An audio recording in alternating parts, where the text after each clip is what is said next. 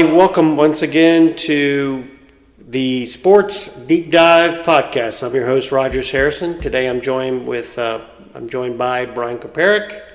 Hey, everybody. Co-hosting with me today. Brian, we're going to continue our series of sports in the media. Ooh. Part one, we looked at the NCAA and all their various parts. And today, we're going to look at the National Football League. Okay. All right, so let's take a look at the NFL. I will tell you that the National Football League was founded in 1920 as the American Professional Football Association, the APFA. It had 10 teams from 4 states. Now, the league took its current name, NFL, in 1922. Okay, only 2 founding members are still in the league, the Decatur Staleys, now known as the Chicago Bears, and the Racine Cardinals, who were founded in 1898, joined the NFL in 1920, are now the Arizona Cardinals. Racine, now that would have been in Illinois, right? Racine, Illinois? I thought Racine was Wisconsin. Oh. Is it Illinois? I don't know. Well, nevertheless, they are the oldest NFL franchise because, like I said, founded in 1898 and joined the league in 1920. That's interesting. So, that team from the desert is the NFL's oldest franchise. It is Wisconsin? Yeah, I was right. You're always right, Rogers. All right. I don't know why I ever argue with you. I know. NBC was the first major television network to cover an NFL game when on October 22nd, 1939, it broadcast the game between the Philadelphia Eagles and the Brooklyn Dodgers. The network, NBC, was only in its infancy with only 2 affiliates. The modern-day WRGB, which is now a CBS affiliate, in Shakopee, New York, and W2XBS, an experimental station in New York City, and that is now known as WNBC. Ah. So only 2 stations covered that Eagles-Brooklyn Dodgers game. The use of a sideline camera, the sole camera used in the 1939 broadcast, would become the standard for all future NFL broadcasts. A single camera. Yep. Well, 1939. And People would be losing their minds today if there was a single camera. Well, yeah, all it had was the sidelines. That's all it needed, right? All right, so regular broadcasts of games began after World War II, and the first NFL championship to be televised was the 1948 match between the Eagles and the Chicago Cardinals. Oh, now it's getting spicy. All right, in 1950, the Los Angeles Rams and the Washington Redskins, they were known back then as the Redskins, became the first NFL teams to have all of their games, home and away, televised. So you had an East Coast team and you had a West Coast team. Okay. In the same year, other teams made deals to have selected games telecast. The DuMont Network. Now, by the DuMont Network, you shouldn't because it's no longer around. The DuMont Network then paid a rights fee for $75,000 to broadcast the 1951 NFL Championship game across the entire nation. Yeah, you couldn't even buy a 3-second commercial for $75,000 now. $75,000 back then is almost $1 million in today's money. So that gives you an idea. Yeah. So they paid $1 million to broadcast the in today's money, 51 NFL championship game. So from 53 to 55, the DuMont Network also televised Saturday night NFL games. Saturday night NFL games. We only get that during the playoffs now. And there's a reason for that, and I'll talk about that later in the podcast. All right. You're jumping the gun there, BK. I'm sorry. You know how I am. I just Gotta say what I think. Now, it was the first time the NFL was broadcast live, coast to coast, in prime time for the entire season, that Saturday night package. Dumont also had Sunday regional coverage alongside ABC. Okay. All right, so for today, today and this year, very similar package that the NBA has with ABC. They'll have a Saturday night game, and then they'll have a Sunday afternoon game once football season is over. So very similar. Dumont had a Saturday night game, and then regional games along with ABC on Sunday. Now, that Sunday regional games, the games were negotiated by the teams as opposed to the league as a whole. So, if you think back, what I've talked to you before. Yep. Started out they've all negotiated with the teams. The Eagles and the Rams and the Redskins at the time. Now, Dumont focused on teams that played in markets that had one of the network's owned and operated stations. Okay. Because just it would make it easy.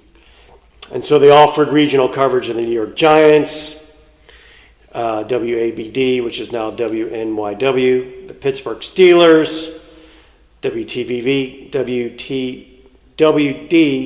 which is now KDKA, and the Washington Redskins, WTTG. Okay.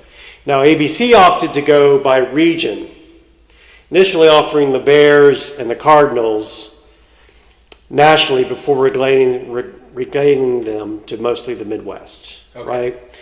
And then they offered the Rams and the 49ers for the Western markets, and they also did the Redskins for the Eastern and Southern markets. So the Redskins, I guess, tried to cover all their bases and then had a contract with both Dumont and with ABC. Which is why for a long time the Redskins were one of those teams that a lot of Americans rooted for, probably because they could see them on TV. Well, and also the fact that their freaking entire territory was the Southeast. Right. There was no Dolphins. There was no Jaguars. There was no Panthers or Falcons, Titans or Saints. I mean, it was all Redskins territory. Right. So, but yes. All right. Now here comes why you haven't heard of Dumont. Are you ready? By 1955, Dumont was in terminal decline. Woo. Now, they had a merger attempt with ABC, but the Dumont shareholder, now get this, you know who the major Dumont shareholder was back then? Paramount Pictures. Oh, really? Yes. So Paramount Pictures, and so Dumont tried to merge with ABC. Paramount said no. Yeah, we'll wait, 50 years and we can try it again with CBS. But anyway. So, Dumont broadcast of the National Football League ended after the 1955 season when the network folded. Gotcha. So Paramount's like, well, crap. I mean, now we got nothing for our shares. Stupid. We're never going to get TV again. Famous last words. Paramount Plus. But if you think about it, Dumont in 1954 had only 18 affiliates. So they weren't really attractive to the NFL. Right. I mean, the NFL was young, and so they could get what they had. But, 18 affiliates, that doesn't really crack. That just scratches the surface. All right, so later in 1955, NBC became the televised home of the NFL championship game. Paying $100,000 to the league. So they paid it to the league, they didn't pay it to the teams. The 1958 NFL championship game, played at Yankee Stadium between the Baltimore Colts and the New York Giants, went into sudden death overtime. Now, the game has been dubbed the greatest game ever played. It was watched widely throughout the country and is credited with increasing the popularity of professional football in the late 50s and early 60s. So that game right there between the Giants and the Colts NFL championship Help game put them on the map. helped put them on the map. Now, CBS began to televise selected NFL regular season games in 1956. That same year, the rights fee for the 1956 NFL championship game rose to $200,000. So the year before, NBC had paid $100,000, and now it's $200,000. All right, so this is probably, we're entering the history where you probably are more familiar with things. The American Football League began play in 1960, the AFL. Yep. It signed a 5-year television contract with ABC. Okay. Again, the league is now in control of the media rights, not the teams. Well, yeah. I mean, the AFL just founded, and so yes, ABC approached the AFL and said, "You want to televise your games?" Will do. And they said, "Yes, please. We need all the exposure." So this became the first television deal for a league as a whole. So there you go. Yeah. You were right on the money. It's amazing what you can accomplish when you put your mind to it. Exactly. Right? I mean, just occasionally amazing. The squirrel finds an acorn, right? Now, this is a big deal because the small market NFL teams were not being televised. So like the Green Bay Packers, nobody was televising them because, like we pointed out, the networks were focusing on the Redskins, the Giants, the Rams, the 49ers, those big markets. Yeah, Steelers maybe, but not the Packers. And I don't know if you remember, but the AFL had some of these smaller markets, like Cincinnati, for instance. Houston. Yeah. Yeah, stuff like that.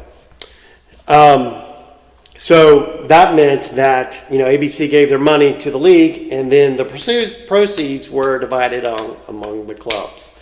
Sound familiar? Yes. Because that's kind of what it is today. Yep. So ABC and the AFL also introduced moving on-field cameras. What? As opposed to the fixed midfield cameras of CBS and the NFL. Look at ABC, being the forefront, the Fox of the time. I would love to see what that actually looked like, though. Because, now today we've got these big cable systems and it's all up here. I mean, was this 13 guys pushing a cart with a camera on it, out of the way as they're running? I mean, I guess. You know what I mean? Yeah. That would have been pretty wild to see how that worked. Now, here's something that ABC also invented or initiated, and it's still being done today, and most people don't like it, and that is ABC also had players mic'd during the broadcast games. Okay. And a lot of people are like, I don't want to know what the players are thinking. I just want to watch them play. So, I kind of. But that started, and that's happened. That's in the NFL. That's in Major League Baseball. That's in the NBA. Yeah, NHL does it occasionally. Yeah. Yeah. And also this. All right, you ready for this? You ready for this big innovation that the AFL did? Are you ready? The AFL also had players' names stitched on their jersey. No. Yes. Say it's not that way it was easier for both the TV and the viewers to tell who is who. You know what? Probably one of the smartest things anybody's ever done as far as building fandom, right? Because it's so much easier to keep up with than trying to keep up with everybody. You learn their number by their name, not the other way around. Yes. You know what I mean? Yeah. Like for instance, right now the Predators just went under this big change. I know we're talking NFL, but just as an example. And so I'm having to learn a whole bunch of new players, right, on that team. And if their names weren't on the back, I would never get it. Like, it would take forever. So I like that the names are on the back of the jerseys. The way the Predators are playing, you probably don't want to know those names on the back of their jersey You're probably right. because they won't be here long. They're not. Yes. All right, as of the 1961 season, CBS held the rights to all but one of the NFL's teams. Can you guess which one? Redskins. No. You're going to get two more guesses. It's a team that now plays in the AFC. The Houston Oilers. No. The Oh, God, Lord. All right, you obviously don't know your NFL history. 61, CBS had all the rights to all but one NFL teams, the Cleveland Browns. well, who wants the rights to that? The Cleveland Browns were one of the most popular teams in the 1960s. What are you talking about? All right, the Cleveland had a contract with the Sports Network Incorporated, known as SNI. And they carried their games over a regional network. However, the Browns and SNI were forced to break their deal when the NFL and CBS devised their own revenue sharing plan after CBS agreed to telecast all regular season games for an annual fee of $4.6 million. Ooh. Today, that would be $48.75 million. So there you go. So none of this, $200,000 stuff. We're talking millions now. Uh-oh. CBS forking over some Breaking up the dude. bread. Yes. All right, let's see. He's got me, got me all over the place here.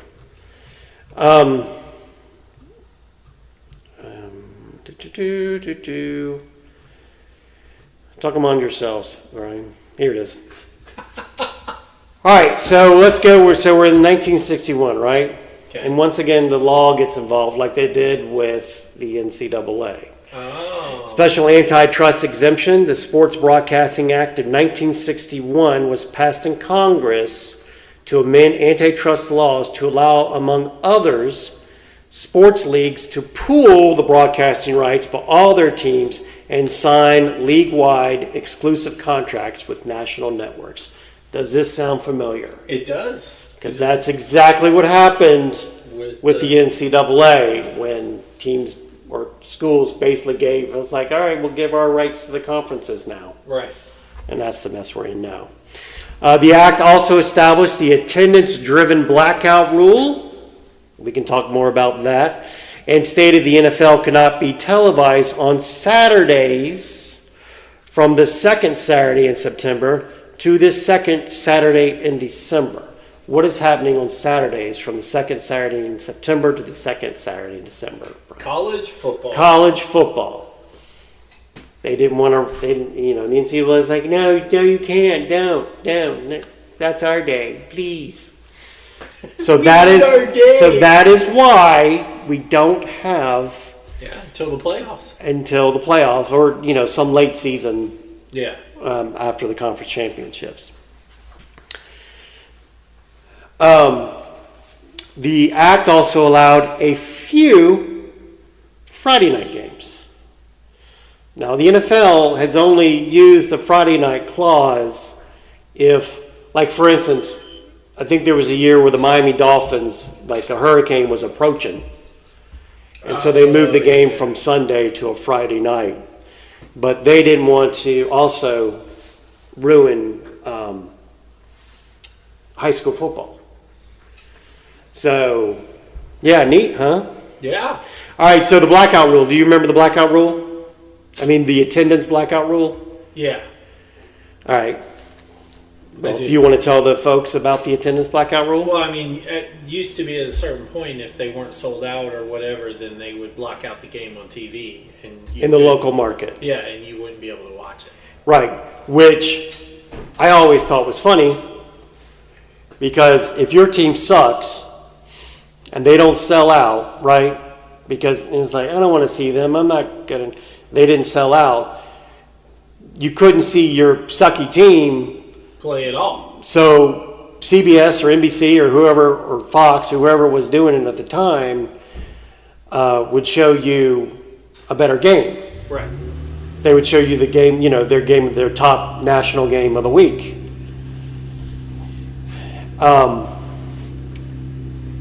But that blackout rule has since disappeared. Yes. And now you can see your team in your market, whether they suck or not. Or they wouldn't have played one Titans game this year. Or they wouldn't have shown one on TV. Right. In Nashville. Right. All right. CBS fee leader increased to $14.1 million per year in '64 and $18.8 million per year in '66. So, they're going up. So, with NBC paying the AFL $36 million in '65, it's no longer on ABC. It's now on NBC, the AFL. They had a big battle over college prospects. It's like, all right, if I draft this guy, will I draft this guy? Is this guy going to go to the NFL? Is he going to go to the AFL? What's going to happen? And so because of that, both leagues negotiated a merger agreement on June 8th, '66, and then we know what happened. In 1970, they officially combined into one league known as the National Football League, and you had the AFC and the NFC. And because you obviously aren't familiar, 3 teams moved over from the NFL to now the AFC, so from the NFC to the AFC. Do you know those teams? I do not. You do not. The Cleveland Browns, the Pittsburgh Steelers, and at the time the Baltimore Colts. Gotcha. Those 3 teams moved over to help the AFC, gain some popularity and some momentum. And then, in one of the agreements is that the winners of the 2 leagues would meet together for the championship. And we know now that is the Super Bowl. That's right. So the first AFL-NFL World Championship game was played on January 15th, 1967, between the NFL Packers and who? Who represented the AFL? Okay, yeah, the Kansas City Chiefs. Yeah, way to go, Brian. Way to hang in there. As CBS held the rights to nationally televise NFL games, and NBC had the rights to broadcast AFL games, it was decided that both would cover that first game. Okay. So they actually had it on both networks. Yes. But you had the one that was just in the center, and the other ones are doing all the stuff. Okay, Brian. Or had Brian, at that point they gotten to this is cameras. This is 1967, so yes. Okay. 7 years. Everybody's doing on 7 years had passed. So now you got cameramen running into each other. It's total chaos. I'm sure they used the same feed. You think? And they just used different announcers. Okay. That's what I'm thinking. I don't know. Anyway. So the next 3 AFL NFL World Championship games, later known as Super Bowls, yeah, thanks for playing, Brian, were then divided by the 2 networks. CBS broadcast Super Bowls 2 and 4, while NBC covered 3. Okay. So you got it? So just like it is today, They are trading off who covers the Super Bowl, right? Right. All right. So 1970 happens, they merge, divided between, and now they become the American Football Conference, AFC, and the National Football Conference, the NFC. It was decided that CBS would televise all NFC teams, including playoff games, while NBC would be responsible for all AFC teams. For interconference games, and this was the norm, and until a few years ago, CBS would broadcast them if the visiting team was from the NFC, and NBC if the visitors were from the AFCs. And like it is today, the two networks had a rotation policy for the Super Bowl. Now, that changed a few years ago because of the Thanksgiving Day game, because the Detroit Lions and the Dallas Cowboys are both NFC teams. Right. And so, and then sometimes you had the way that, like the Sunday night games be chosen or the Monday night games would be chosen. One Sunday network would be short. A game here or there. Yeah, and so to make it even, they would. So now it's still kind of NFC, AFC between the networks. But they trade a few. But you might see a Commanders Eagles game on CBS, which is the AFC station now. But I'm jumping ahead. ABC also agreed to televise one regular season game per week on Monday night. So we're getting into Brian's lifetime here, right? ABC aired its first edition of Monday Night Football on September 21st, 1970. Monday Night Football pushed the limits of football coverage with its halftime highlights segment. Occasional banter from Howard Cosell and Don Meredith, and celebrity guests such as John Lemon, Arnold Schwarzenegger, and Bill Clinton. Bill Clinton. Yes. Very cool. During its 36-year run on ABC, Monday Night Football consistently ranked among the most popular primetime broadcasts each week during the season. Yep. Yep. 1978, the NFL increased revenues from both ticket sales and TV by expanding the regular season from 14 games to 16 games. Furthermore, the playoff format was expanded from 8 teams to 10 teams, enabling the league to give another postseason game each to CBS and NBC. And this was partly due to the league's 1976 expansion to 28 teams. You know what? One of the teams that came aboard in 1976? At the time, they wore creamsicle uniforms. They don't anymore.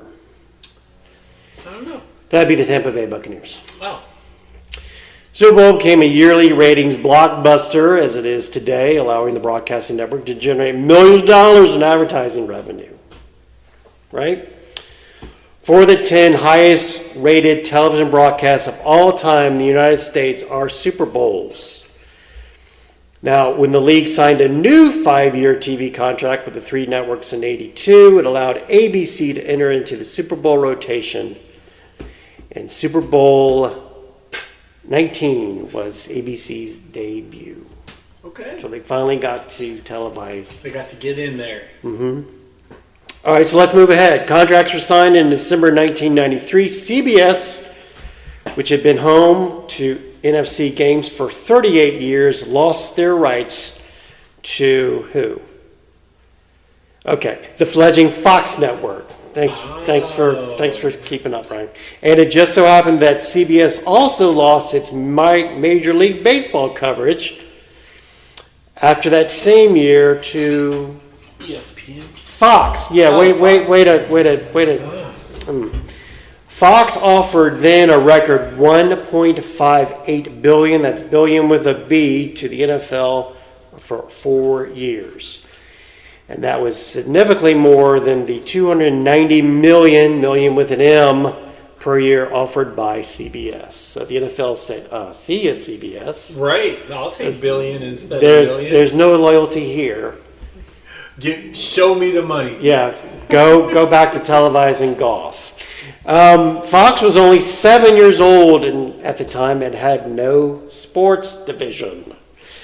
But it began building its own coverage by hiring away many former CBS personalities such as Pat Summerall and John Madden. I mean, why not? They had nowhere to go. Right. I mean, everything that just moved. Why would they not move? Yes. So Fox NFL's right ownership made the network a major player in American television by attracting many new viewers and affiliates, and gave them a platform to advertise its other shows. In the meantime, CBS lost several affiliates, mainly owned by New World Communications and NFC Markets, and that I was witness to that because in Atlanta, where I was at the time, the games were moved to what would become the WB affiliate. Okay. I don't know if you remember that network. Yeah. But with all this reshuffling, the CBS affiliate became the Fox affiliate, and so the games were moved back to that station. I got you. So it's a little weird. So ABC. All right, let's move up ahead. ABC, NBC, TNT, and ESPN renewed their contracts back in the 90s, in December of 93. Now, I don't know if you remember, but TNT and ESPN used to split Sunday Night Football. Yeah. And they started, and they did that from 90 to 97. So because of ESPN's baseball obligations, TNT had the first half, and the ESPN would have the second half of the season. So it worked out well.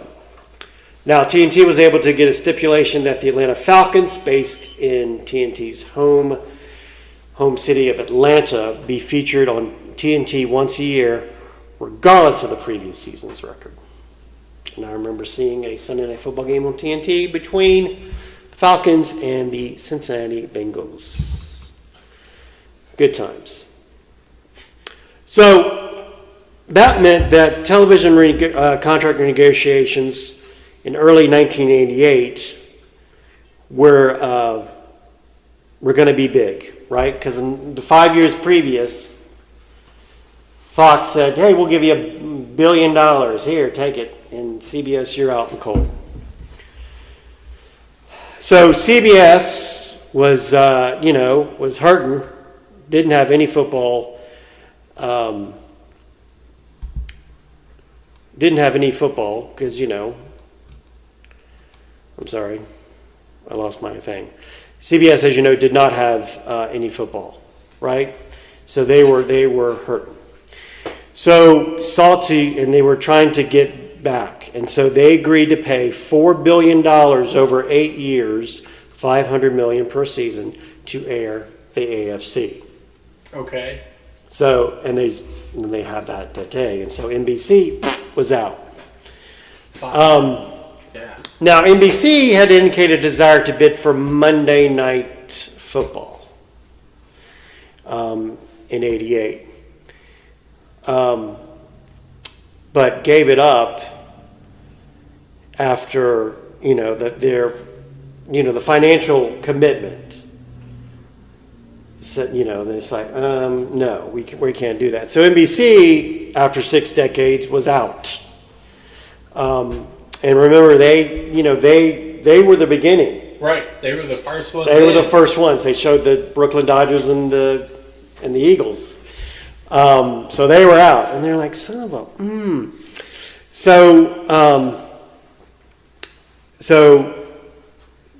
So here's an interesting fact. 2004, 2005, prime time, NBC carried no major sporting championships. Really? Uh-huh. Huh. They didn't have baseball. They didn't have the NFL. No college. Because they didn't have the NBA had already moved.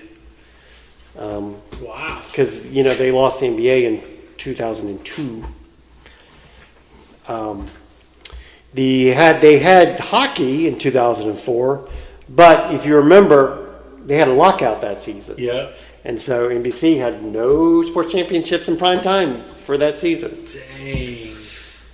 And also at the time, I mean, and you could still say it's still the case, hockey wasn't very popular, was the least popular of the majors. Yeah. All right, so NBC tried to replace NFL with the XFL. Do you remember that? The first XFL in 2001. The Arena Football League from 2003 to 2006. Yeah, that didn't work. Yeah. Like CBS, NBC would decide, we gotta get this back. I mean, it's hurting our bottom line. We kind of need it back. Now, you're probably wondering about the ESPN TNT Sunday night deal. Yeah. So the NFL during when negotiations came up in '98.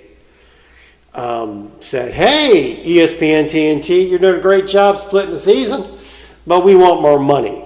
Right. And TNT was like, okay, well, great, we'll give you more money. You're going to give us more games? And they're like, no, you two networks are still going to continue to split the season. And TNT said, F you, NFL, we're going home. We're out. And they did. And so then ESPN was left with the Sunday night package, all of it. And they paid their thing, and from 1998 until whatever they lost the Sunday night package. I don't know if you remember, but Major League Baseball, which Sunday night baseball was moved to ESPN2. Yeah. And Major League Baseball was like, what the?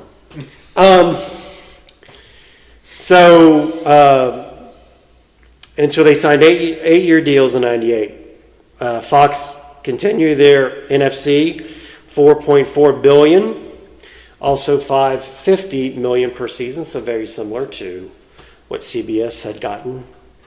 ABC continued with Monday Night Football. They also paid $4.4 billion over 8 years. ESPN agreed to a $4.8 billion deal to become the sole cable broadcaster of NFL games. So it's interesting that Fox and CBS paid $4.4 billion, and they've got Sunday regional coverage, so they've got many games per week. And then ABC, $4.4 billion, ESPN $4.8 billion, but they've only got 1 week. Right. 1 week of the game. So now we've got 4 networks involved, right? Yeah, 4 networks, and they're all paying $4+ billion a piece. Or is it 5?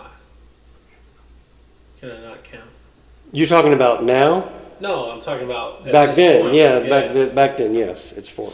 Yeah. So the NFL's bringing in $16 billion, or somewhere around that, for just their TV contract at this point. And this is in the 90s. Yes. All right, now we're getting into the 2000s. Right. 2006, Fox and CBS renewed their Sunday afternoon broadcast packages through 2011.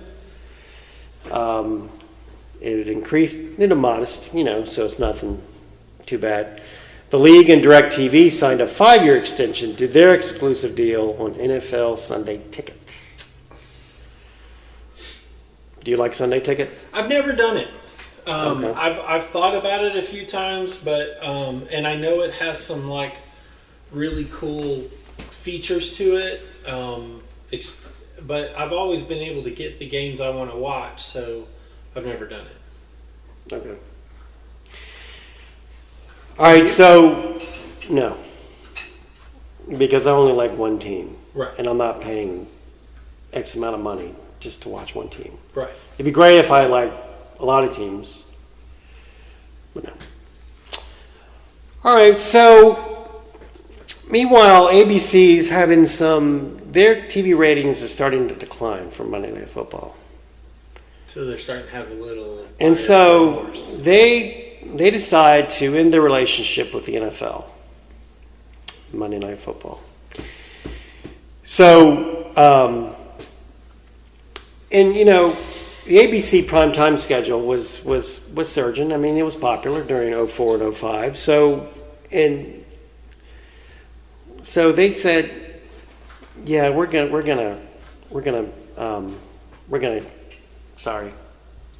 do Monday Night Football. So because of that, Monday Night Football moved from ABC to ESPN. They were both owned by the Walt Disney Company. The cable network paid $1.1 billion per year from 06 to 2014 for the rights. Now, unlike the broadcast networks, ESPN can generate revenue from subscription sales. Charging the cable companies. The cable companies. Right.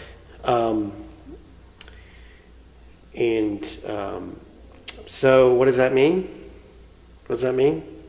There's a hole in the schedule, Brian. Okay. Okay, you're not playing. We have NBC nobody's doing Monday nights. ESPN's doing Monday nights. I just said that. Oh, were you not paying attention? What's the hole in the schedule? Meanwhile, NBC, after losing the AFC package to CBS in '97, was able to reclaim some broadcast rights with a deal worth an average of $650 million per year to air the Sunday night package from 2006 to 2014. Oh, because ESPN gave up the Sunday night package to take the Monday night package. Yes. That's what I missed. Okay, well that makes sense. The new deal included the Super Bowl in 2009 and 2012. All right, so what we're seeing here is that Monday Night Football back in the 70s when ABC first came up with the idea was no longer popular. Right, it had lost its luster. But the Sunday night was popular because it allowed the football fan to just watch basically football all day long. Right.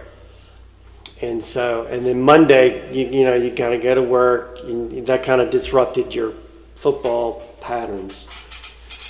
And so now the jewel is now the Sunday night package and not the Monday night package. There's been a shift. Right. So we're getting toward the presence. NBC's coverage also included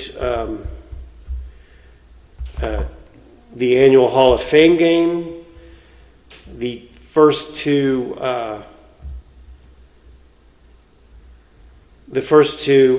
card playoffs in each postseason, right? And the annual Thursday opening kickoff game. The major difference was that the NFL allowed NBC flexibility in selecting games in the later part of the season. Okay. ABC did not have that right when they had the Monday night schedule in flexing. Which is why, when ABC had a package, you had some teams with losing records playing on Monday night. And so ABC's probably like, what the hell? What is going on here? Yeah. So we're getting close to what we have now, right? But there have been some more players involved, as it was pointed out. We had Amazon enter the fray. So for a while, from 2006 to most recently, it was CBS, Fox on Sunday afternoon, Fox NFC, CBS AFC, NBC, Sunday Night Football, ESPN, Monday Night Football. Recently, ESPN and ABC have been starting to share. Some games will be on ESPN Monday night. They'll have a doubleheader. Some games will be on ABC. Some games during the writer's strike last season, ABC would simulcast the Monday night games because they weren't showing any shows because it was the writer's strike. So that's what's going on. All right. So that's basically what we're at. The only thing I wanted to add, I wanted to get you the Amazon numbers. Let's see. Right, because they entered the fray, 2 years ago? Maybe? Yeah. And don't forget the NFL Network also did some Thursday night games. And those The one games that were you've got- produced by CBS and produced by Fox. Is it HBO that does the series like where they follow the team? I'm trying to think. The Hard Knocks? Yeah, Hard thing? Knocks. Yeah, and that's HBO? I think that does that. Yeah, but they don't do that anymore. But that's not covering games. I know, but I'm just saying it's Yeah. more TV revenue for the NFL. All right, so here we are. Verizon held the rights to carry video simulcasts of NFL games to devices 7 inches or less. And so they had those rights. And, Verizon offered Thursday night games, but they could only use over, the Wi-Fi. But in March 2021, Amazon acquired exclusive rights to Thursday Night Football, which had been on the NFL Network, as part of the next round of NFL broadcasting agreements starting in 2022. So you're right, it's been a couple years. Yeah. The NFL Network, Fox, and Amazon opted out of the fiscal year agreement, meaning that Amazon's rights began in the 22 NFL season. Right? So let's see. So now we got 5 networks in the fray. Yep. Which is where we are currently. Hang on.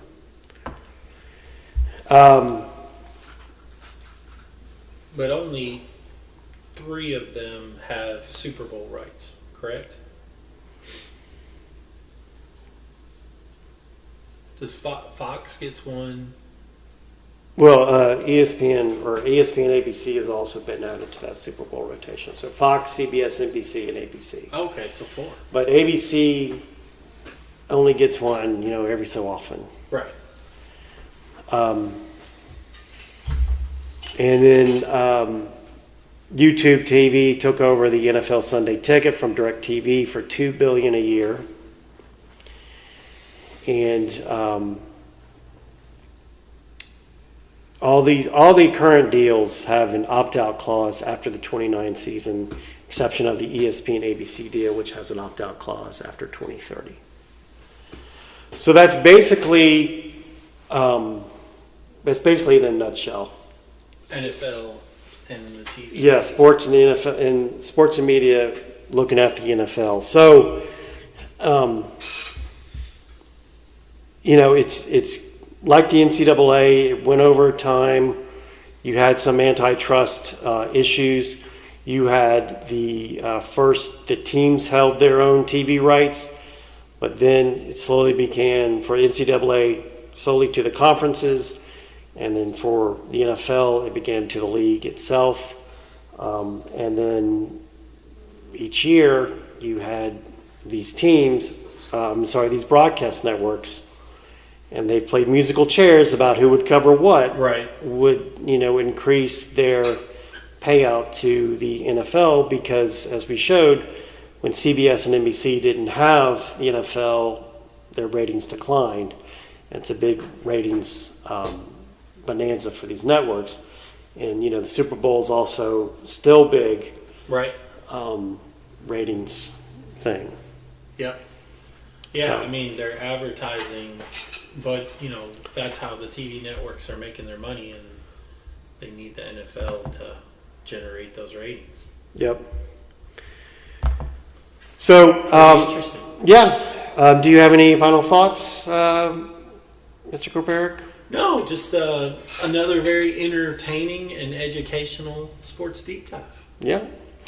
Mr. Kroperic, where can people find you on social media? Yeah, you can get me at Random Things with BK, and I'm on YouTube, Instagram, TikTok, and Facebook. Random Things with BK is what? It's a instructional video. I guess my producer labels me as a DIY coach. So Yes. I show you how to do different things, build things with wood, use metal, different reviews and how-tos for tools, automotive things. That's why it's random, because you never know what I'm going to teach you how to do on Random Things with BK. All right. And once again, I am Roger Saracen. I am your host for the Sports Deep Dive podcast. You can find me on Blue Sky at 318 North. And you can find this podcast on any other distributors out there. And our home distributor is Podbean. So until next time, friends and neighbors, I'm just going to say so long.